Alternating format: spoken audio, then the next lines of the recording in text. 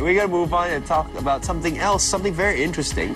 Our studio is smelling absolutely fantastic today. My senses are just buzzing right now. Yeah, I feel. Feel.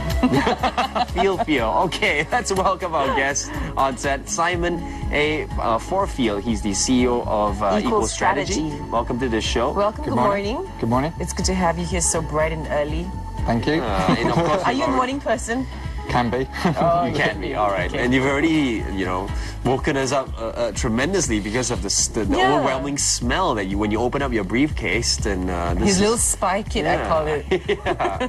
So please tell us what this whole sensory branding, sensory selling thing is all about. Okay, basically what we're doing is we're helping companies use additional senses, the sense of smell and the sense of sound in a more sort of scientific and systematic way to improve customer experience. Right. Okay. And what we do is we have a range of different music, different fragrances, and we help companies use these to enhance that experience. Right. But also we can do it to fit in with the branding for that company. Right. So when you say companies, we're talking hotels and shopping malls and we're not talking the financial institutions and stuff, are we? We are. Oh, we are? We are. Oh, This runs That's across the board, because I think you'll find all industries go back and look at the hospitality industry as a source of ideas for service. Okay. Okay, so banks now, even though banks are in the financial industry, they're in retail banking. Yeah.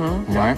And as markets become more developed and people become exposed to various different markets and different things happening in these markets, and people have greater spending ability, people make decisions now more heavily based upon how they feel about a particular brand. That's true. Right. As opposed to, do I want this? Yeah. Do I need this? Do I need this? Yes. All right? And it's reached a point now where 80% of our decisions are actually based upon what we smell. Right. Okay. Oh, really? Is that Yep. really? If you went into a restaurant and it didn't smell nice, Of course. would you want to stay there? Of course. Most probably not. So so how do you put these scents in there, and how do you How do you make it work? conceptualize which scents go in which store or which company? Well, basically we look at, from a fragrancing angle, a couple of different ways we want to address it. So if you go up to Genting, the casino on the top of the mountain, in the casino, what they've actually found in a study in America was that if people can be playing in a smoking room, but they can't smell the smoke, player retention can increase by 30 to 40%. Wow, that's a lot. So what smell eliminates the smoke smell? So we actually are diffusing a fragrance. There's a project we're working on at the moment. Okay. And our objective there is to remove the smell of smoke. Okay. And fragrances can be blended with a feature called odor foil that actually changes the molecular structure of malodors. Malodors can be tobacco. Yeah. It could be body odors, such as in gyms. It could be residual cooking smells. Okay. So we can use fragrancing with odor foil to get rid of horrible smells. Okay. But also we can use fragrance to create a more pleasant environment. Right. And what we don't want to forget here is that the sense of smell is the most powerful sense. And it's the only sense that's directly connected to the brain center for memory and emotions. So this is why we can smell something And remember it. and those memories can come rushing back. That's very true. I mean, the talcum powder you used as a kid or something, and then you just have a whiff of it and it brings back a lot of memories. That's true. Yeah. So we can look at it from that side, using the fragrance there that's going to become very brand orientated. Okay. But also, if he wants to stimulate consumer behaviour. Yeah. So what does this mean? Think of baby milk powder. Yeah. It's fragrance with vanilla. Yeah. Vanilla is what we call a low arousal fragrance. Yep. It has a calming effect. Okay. So that's why it's in baby milk powder intentionally. Right. Ah. Okay. So then what we actually do when we're working with clients and we're trying to select the right sort of fragrance for them, there are a lot of different aspects we need to consider. Right. There was, in Singapore, Okay.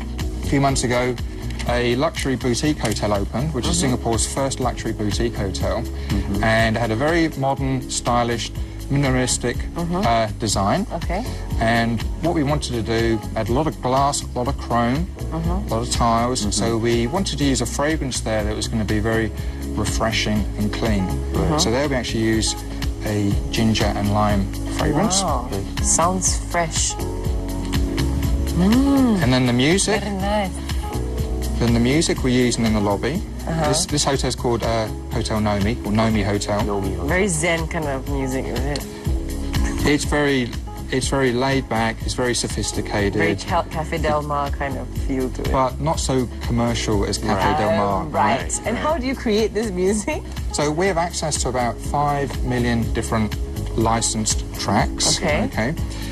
These come from all the different major labels. And we also have a selection from a different library that isn't available to the public.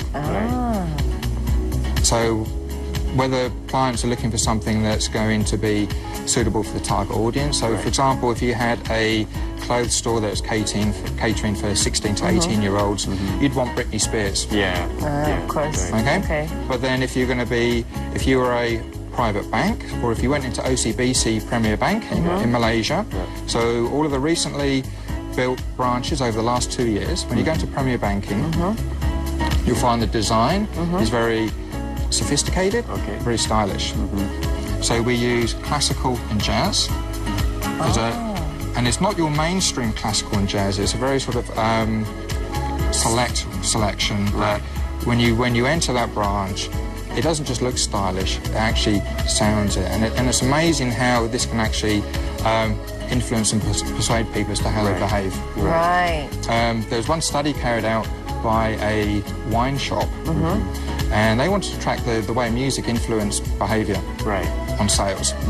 And they wanted to compare top 40 to playing classical music. And they found that running these different music profiles over a couple of months, that the volume of wine sold didn't vary, but when people actually heard classical music, they selected more expensive wines than when top 40 was playing. Cultured. Exactly. I mean, that all comes into play, right? Yes, sir. Okay, what are some of the more the fragrances used in the more popular places in the world? I mean, buildings or Shangri-La? around the world. Yeah, probably. Okay, so if you travel into any Shangri-La business hotel in Asia, You've even had it labelled as Shangri-La. You will actually smell and experience Shangri-La's signature fragrance that's exclusive to them. Is this is a customized fragrance exclusive for Shangri-La? So you would not smell this anywhere else but Shangri-La? Oh, I'm in Shangri-La. Right. And then we're involved in a project at the moment with the Marriott group. So Marriott also own Renaissance. So if you go into Renaissance in Kuala Lumpur, you will actually smell this one. So are these how do you put these fragrances in these places? Are they burned are they oils? No. I think when you look at the Very nice. the traditional way of diffusing fragrance, people use the aromatherapy burners. Sorry, I have the lid here. Okay. And the problem with that, you have a naked flame, and someone needs to keep Quite topping that up. dangerous. That's true. So you've got safety issues, plus you've got labour issues because someone needs to keep attending to it. Of course. Then the other option we've seen in the market are the squirt units, as I call them. And they tend to scare me sometimes. Yeah, so what the heck was that, you know? You get this and basically what happens, you have a squirt of a fragrance that is a very economical fragrance, and it's only made of about 2 or 3 or 4 different raw ingredients, and the fragrance level is very strong for about 5 minutes or 2 minutes. That's right, and then it evaporates. And then you have nothing for about another 20-30 minutes until the next. Okay, so how do you do it? How do we do it? Very different. We actually have a system that doesn't use little bottles like this, but the bottles are bigger, about this big. And this is actually diffused through the air conditioning system. Oh, okay, air conditioning system. So most efficient way. So what actually happens is we channel compressed air from a pump into the bottle of fragrance. I see. The fragrance vaporizes and turns into a dry vapor. That's actually naked to the eye. And then that is connected through a tube to the air conditioning supply duct to the target area. Oh, okay. So what happens, it then mixes with all the treated chilled air.